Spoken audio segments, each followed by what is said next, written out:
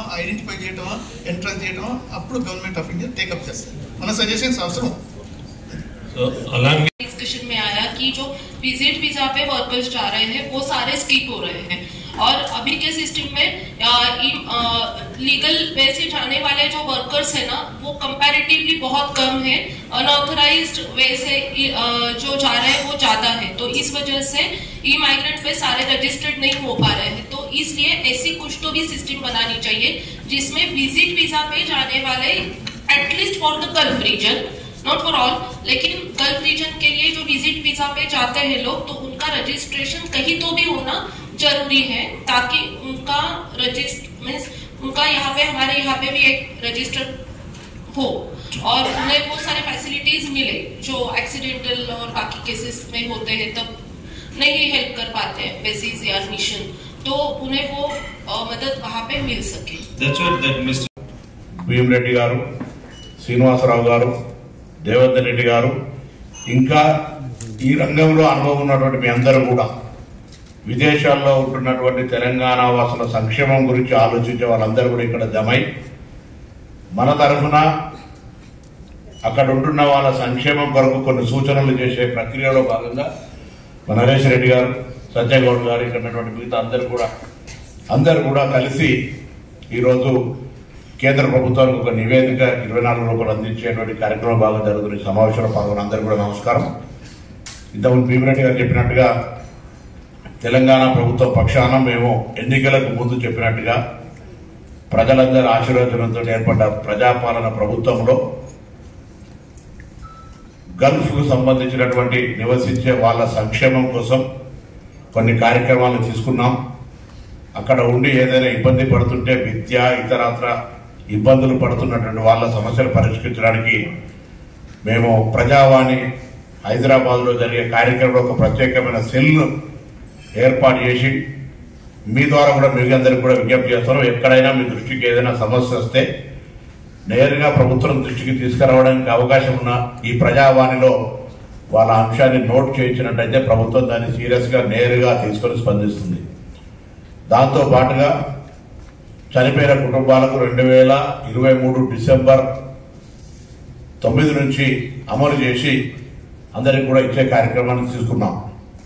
ఇది కాక అక్కడ జైళ్లలో ఉన్నటువంటి వాళ్ళ ఇతరత్ర కొంత ఇబ్బందుల్లో ఉన్నటువంటి వాళ్ళను లేదా నా నియోజకవర్గంలో చాలా మందికి ఇబ్బంది కలిగి వాళ్ళ కుటుంబ సభ్యులను అప్రోచ్ అయినప్పుడు నేను కూడా వీళ్ళందరికీ వినోదన్న గారికి, భీమిరెడ్డి గారికి, శ్రీనివాసరావు గారికి, దేవేందర్ గారికి, నరేష్ గారికి, వీళ్ళందరికీ చిత్రాలు జరిపి ప్రభుత్వం తరఫున వాళ్ళని క్షేమంగా ఇంటికి అప్పచెప్పినప్పుడు అవసరమైన ఒకవేళ ఫ్లైట్ ఛార్జెస్ ఉంటే ఎక్కడైనా భరించగలిగే శక్తి వాళ్ళు, లేకపోతే అటువంటి అక్కడ ఉండబడేటువంటి స్థానిక నాయకుల ద్వారా సహకారం తీసుకొని వాళ్ళ న్యాయం కోసం పనిచేస్తా ఉన్నాం.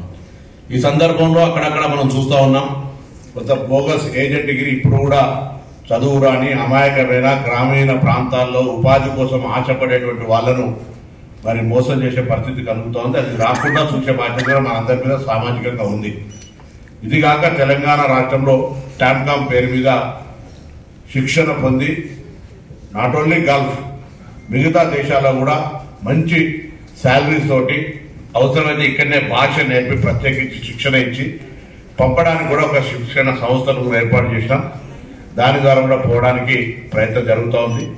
సో నేను మీ అందరినీ ఒకటే కోరుతా ఉన్నా, ఇప్పుడు ఈరోజు ఈ శాఖ భారత ప్రభుత్వం దగ్గర ఉంటుంది, ఫెడరల్ సిస్టంలో రాష్ట్రాల దగ్గర ఉండవు.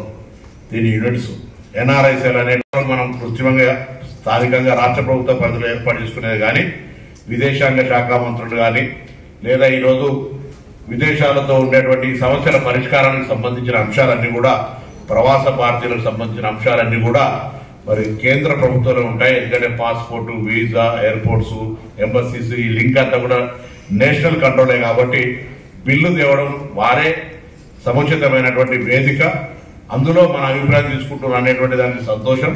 మన అభిప్రాయం దేశంలో అన్ని రాష్ట్రాల కంటే విలువైందిగా దేశంలో వచ్చే బిల్లులో మనం చేర్చేటువంటి అంశాలు చాలా ప్రామాణికంగా ఉండాలని నేను ఈ సందర్భంగా కోరుకుంటా ఉన్నా.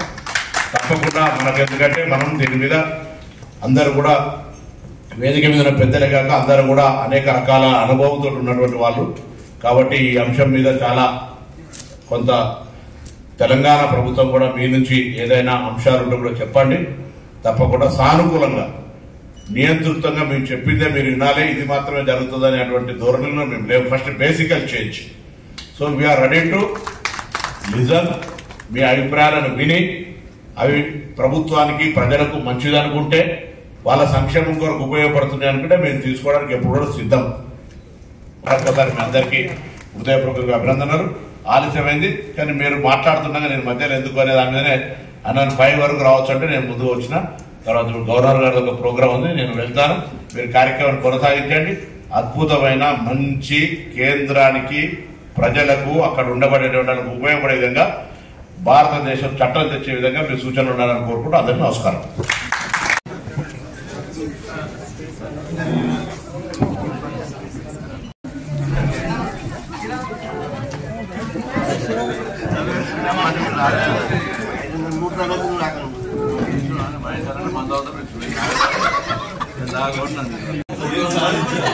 ఇంత కలవడమే సాధించడం 7 గంటలు